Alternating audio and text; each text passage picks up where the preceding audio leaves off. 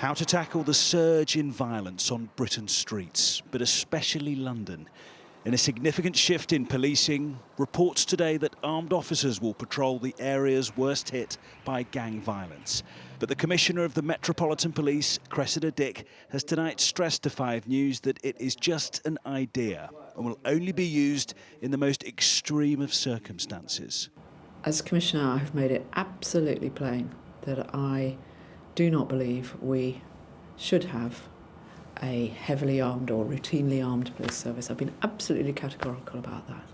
However, you know that we have armed officers patrolling, keeping London safe, particularly from the terrorist threat, but also from gangs.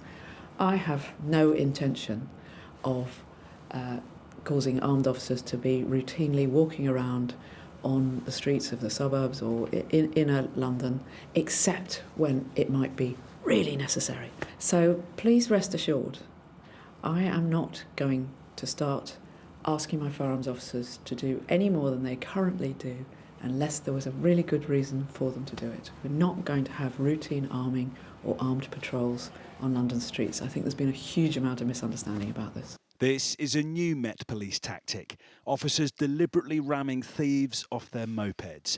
The so-called controlled crash technique has led to a fall in this type of crime, but the Commissioner admitted some of these perpetrators have been injured. They couldn't be better trained to do it.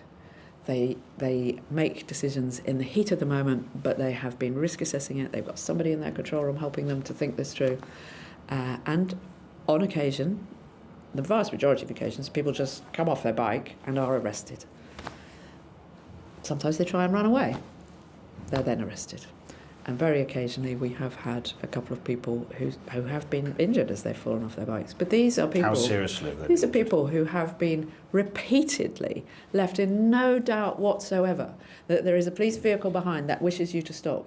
How seriously were they injured? In the instances that I know about, where we've been doing the moped-enabled crime work, I know there's been at least one person who broke their arm, and another who had some sort of break, I'm not sure where. Are you concerned So we have that they not could had... sue the Met? I mean, there is the possibility that could happen.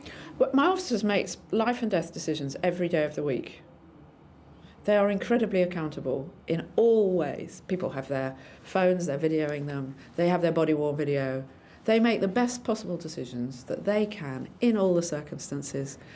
Often, those circumstances are balancing difficult risks. Shadow Home Secretary Diane Abbott says officers are not above the law. Should she be more supportive of police, do you think? The officers who are doing this are not only highly trained, they know the law inside out and back to front.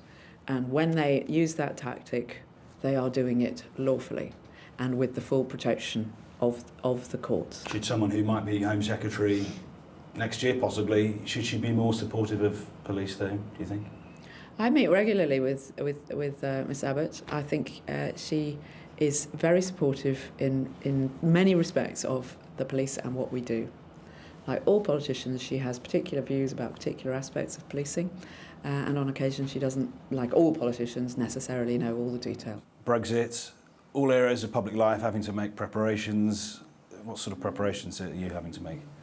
Well, I've sort of talked about our preparations for Brexit on a number of occasions. We are obviously preparing for all scenarios. We're at a time now of extreme kind of febrile political debate and interest. I recognise that security is just one part of all the things that the politicians will be thinking about. Do you have to talk to the military in those preparations at all? We talk to all sorts of bodies. We are constantly. You mentioned the military. I talk to military colleagues every other day of the week about different things. We are part of a kind of community that is working with the Civil Contingencies Secretariat and the Home Office to just be in a sober, cold, calm way think about possible scenarios and what that would mean for all of our organisations. Is there the possibility, though, of civil disturbance in a no-deal scenario, perhaps? There is.